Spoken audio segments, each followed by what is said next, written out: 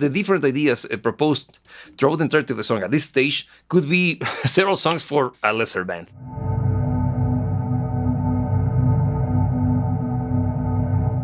Hello there, girls and boys! Today we're gonna be reacting to one of my favorite bands ever and one of my favorite songs ever. We're talking about Carry On, My Wayward Son by the one and only Kansas. This song, it's one of those tracks that actually changed the way that I saw music, and of course, it changed the way that I lived my life, because it's one of those tracks that actually inspired me to become the musician that I am today. So, without further ado, let's get into it. But before we go, if this is your first time on the channel, I welcome you, because in here we analyze the music that we love from the perspective of an active musician and professional music producer, using language that anybody can understand, as a way to expand our knowledge when it comes to music production and songwriting. So with that being said, let's get into it. So here we go, girls and boys. Carry On, My Wayward Son by Kansas. Carry on, my wayward son. There'll be peace when you are done. Lay your weary head to rest. Don't you cry no more.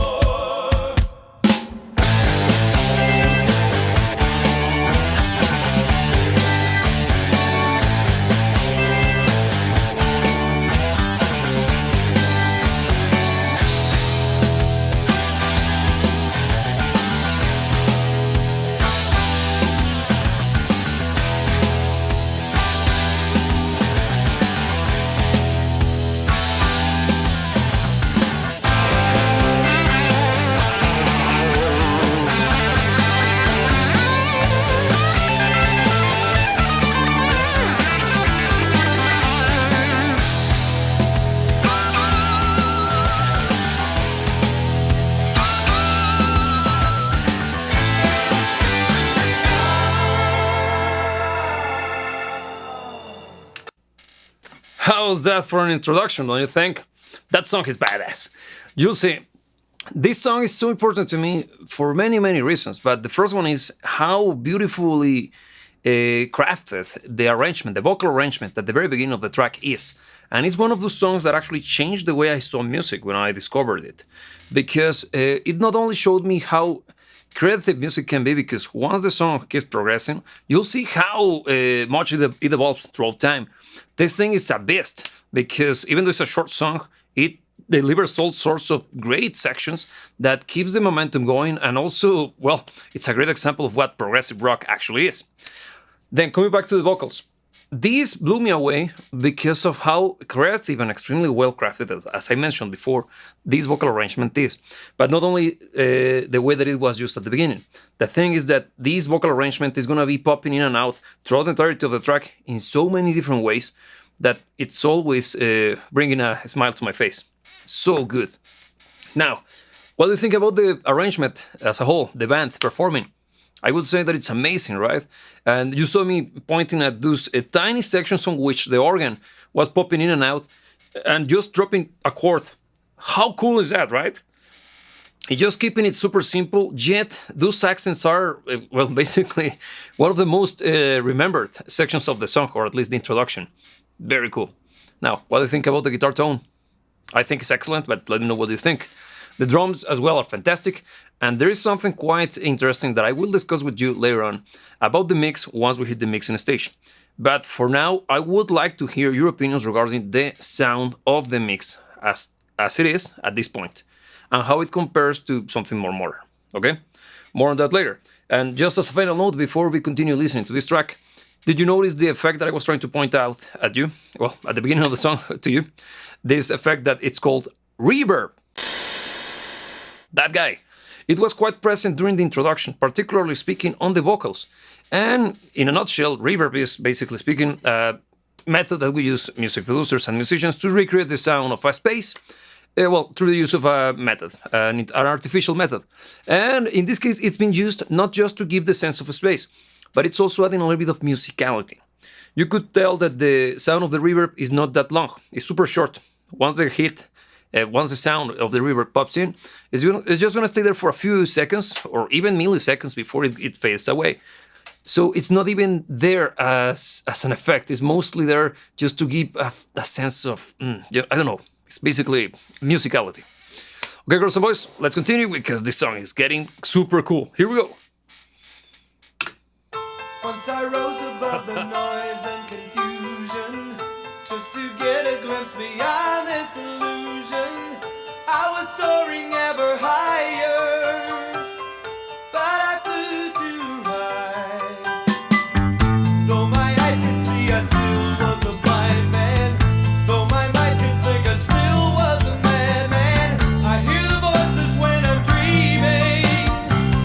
I can hear them say, carry on my wayward son. There'll be peace when you are done. Lay your weary head to rest. Don't you cry no more.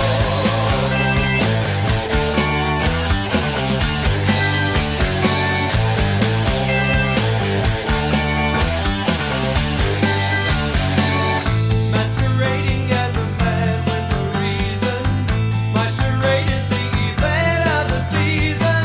And if I claim to be a wise man, it surely means that I don't know.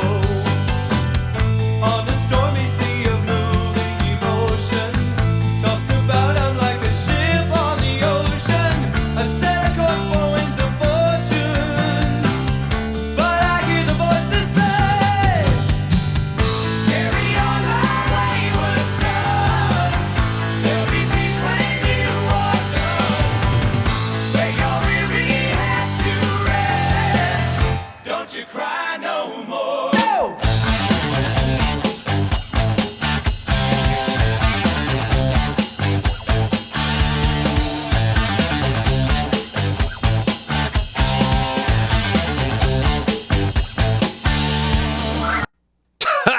How badass was that, right?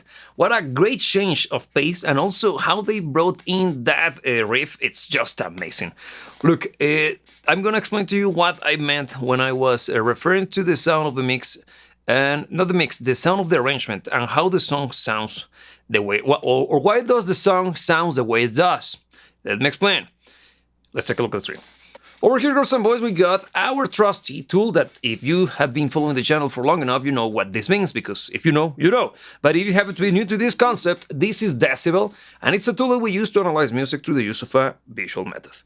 And over here, we got two sections for on our analyzer. The first one is going to be this guy over here, and this is the frequency range analyzer. Here we got 20 Hertz, which is the lowest that we can hear as human beings, and 20,000, the highest we can hear as human beings. And you can see here that this point here, this line here, is representing the highest points in volume across the frequency range, okay? And this is the big one. You can see that our low register, the low end, is not bombastic. It's actually quite tame when compared to something much more modern. Just as a reference point, I'm gonna show you a mix from a Guns N' Roses record, a song that was released a few weeks ago by the moment in which this video was made. Not weeks, but a few months ago. And you can see that the difference in volume is, well, not in volume, the difference in the way that the frequency range is represented on both sounds, on both mixes, is gigantically different, right? Why is that? You'll see, girls and boys, back in the day when music was real, back in the day when rock reigned and it was the most important musical movement ever in history. How much I miss those days. We used to record and produce our records and put them inside of vinyl records. You have seen those gigantic discs. Those guys have a particularity. Depending on how loud a signal is, the carving on the disc becomes bigger, okay? And I'm gonna explain this using the most basic of approaches, okay? Because it's way deeper and much more complex than what I'm saying. But it's based on something quite close to this. The thing is that low frequencies tend to be bigger. They have a super big, they occupy a lot of space, okay? And the thing is that on vinyl, if you have plenty of low end, you're gonna cover a lot of the space, the physical surface of the disc itself, making the amount of information available that you can put on the disc, it's tinier and smaller than if you remove a little bit of the low end. That became a standard, and that actually shaped the way that music was produced. In my humble opinion, I prefer this kind of sound, rather than something much more modern. Do I think that the more modern approach sucks? No, it doesn't. It's actually great. The thing is that there is something about this sound that it's not nostalgic. It feels more natural to me. I don't know, it might be just me being such a big fanboy of these records, but for God's sake, it sounds great. Now, if you are not used to this kind of music or music from this era, you might feel that it sounds weak or oldie, okay? And it's because of this very reason. Now you got a little bit of understanding when it comes to that. Now let's continue with the rest of the analysis. Over here we can see that even though our low end is quite tame, we got a good representation of the mid-range. This section over here, girls and boys, is going to be quite common for it to be this low, because this is where you're going to find the harshness and a little bit of the sizzling sounds that are not the best, or at least our human hearing is not that comfortable when it comes to having to listen to them. That's why you see in most of the analysis is this curvature over here. And in here, don't be fooled by this. This is telling you 500 Hz to 5000. This is where the meat is going to be found. The higher it goes, you're going to start to see the register of our cymbals, and this is where you can see the cymbals represented here. But over here we got our vocals and the rest of the instrumentation. One more thing. What do you think about the sound of the bass? The bass guitar is actually quite present. And once again, coming back to the concept or the stuff that we were discussing regarding the mix, it's not that it's weak. It's actually quite rounded and well presented. But if you compare it to something much more modern, yeah, it's going to sound like Luxter. But tell me, what do you think about the sound of the bass as well? Now coming back to the analyzer, I'm going to show you the most important element in music. And yes, if you have been following the channel for long enough, you know exactly what this means. But for those of you who are new, this is the dynamic range analyzer, which stands for, well, the difference, or if I put it correctly, this blue blob represents the volume across time of the song throughout the drop time. Okay? The higher it goes, the louder the signal was at that very point. And the reason why it's important is because the louder a signal is, in super simple terms, the more exciting it feels to us. Just that. And you can see that this is introduction and how it got momentum throughout the entirety of that introduction, right at the point on which it got to this crescendo. This is the instrumental section, by the way. Then we go here, where the song actually began, where you got the vocals once again brought back, and the piano, and see how tiny, but how progressively speaking, the volume began to evolve. Here's when we got our introduction to our drums. See how loud it became. That's awesome. That's why when the drums kicked in, you felt a little bit of excitement. Oof. Why is that important, girls and boys? As I said before, the louder signal is, the more exciting it is. But this is actually showing you craftsmanship, not only from the perspective of the band, but also by the people producing the track and also the mixing engineer, because this is actually mostly controlled by the mixing engineer and the mastering engineer at the end of the mixing process or the production of the track of the record. Here you can see that here is when we began, where we got introduced to the next section. This is the chorus. When they brought back the beautiful vocal arrangement, and this is where the song introduced the new section, which is the so cool.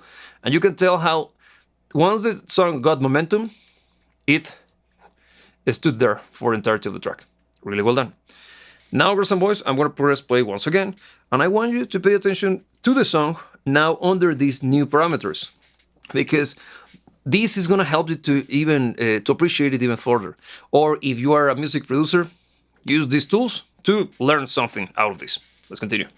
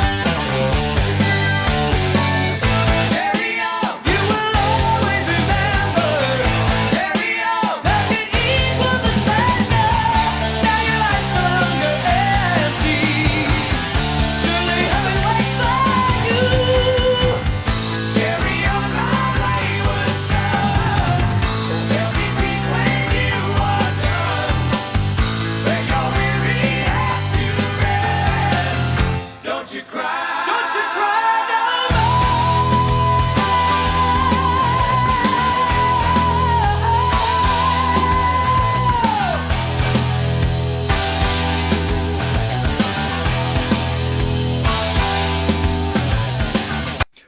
Sorry for interrupting, girls and boys, but I have to keep an eye on the amount of music being played at the same time, because otherwise the algorithm gets super mad at me. But let's discuss this section, because how amazing was the whole interaction between the band. I love that particular part, not only because this is once again another beautiful arrangement, another beautiful section that could be, basically speaking, the beginning or basically the foundation of a new track. And up until this point, I think this could be, or at least the different ideas proposed throughout the entirety of the song at this stage, could be several songs for a lesser band. But we're talking about Kansas, one of the best in the business, and yes, I am a big fanboy, but wherever, this is great, and I can't deny how awesome it is. How about the singing? Please tell me the name of the members of this iteration of the band, because I am pretty bad at this, but god damn it, this is fantastic. Now, once again, the drums are on fire. Super cool sections. And I want to point out at how amazing the interaction between the musicians is. You see that at every single point, one of the musicians is taking the main role, is getting the spotlight, while the rest let that guy to be the king of the stage for that period of time. That's so cool. That's called musicality or musicianship, if you want to use a much more proper term. And it's something that, as someone who has been performing and playing music for the entirety of his life, can tell you that it's very difficult to find that kind of chemistry between musicians. And when it happens, God, wow, you get this stuff. Miracles actually take place in front of you. And, well, once again, Kansas is awesome. So I'm going to press play once again, and it's going to be taking us to the very ending of this track. So please pay attention to the entirety of the arrangement, and we will discuss the entirety of the track once we're there. Here we go.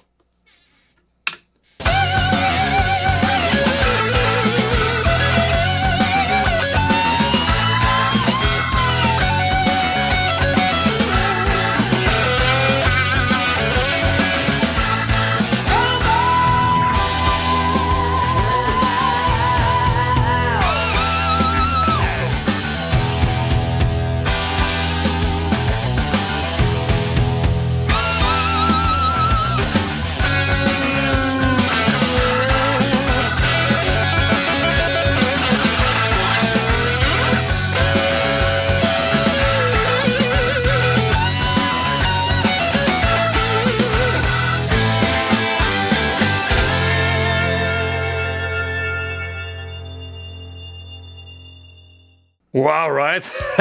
That was amazing. Once again, a total display of proficiency, control over the instruments, but also on how well integrated the entirety of the band is as a conglomerate of musicians. This song is just a masterclass on how to write a proper progressive rock track, don't you think?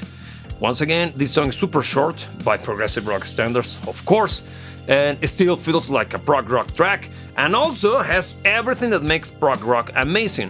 I don't know if you could realize how orchestrated that section was a few bars ago, where they were doing this kind of harmony. I actually pointed at it while the track was playing.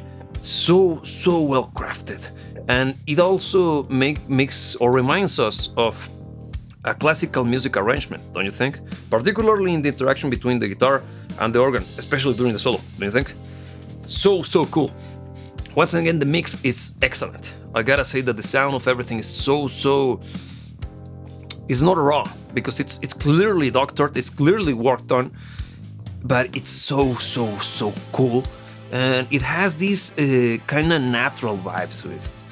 Once again, it might be me just being ultra biased and being such a big fan of this kind of approach when it comes to mixing, and I am longing for this aesthetics to be once again on the mainstream, but that's not gonna happen anytime soon. But whatever, I'm just a singer with a song, if you get the reference. But once again, what do you think of the track? And please remind me the name of the band members of this particular iteration of the band. And if you happen to be a Kansas fan, which song should be the next one that I should react to or analyze with you? Because even the stuff, well, of course, we're talking about Kansas, and yes, I'm a big fanboy, wherever. The stuff that they have been releasing as of late, because yes, the band is still quite active, even after so many years of them being going all over the place, all around the world, sorry. Their new material is still fantastic, showing you that true talent never dies. But once again, girls and boys, this is a conversation, so please tell me what you think about Kansas, if this is the first time that you listen to them, and what you think about the track as a whole. Now, if you like to support this kind of content, and if you like to support this channel, the best way to do it is by listening to our music on Apple Music or Spotify, and also by following us on social media such as Instagram, because that's the best way for you to get in touch with us in a much more personal basis. Also, X, also known as Twitter, if you want to get in touch with us and have fun fighting the trolls.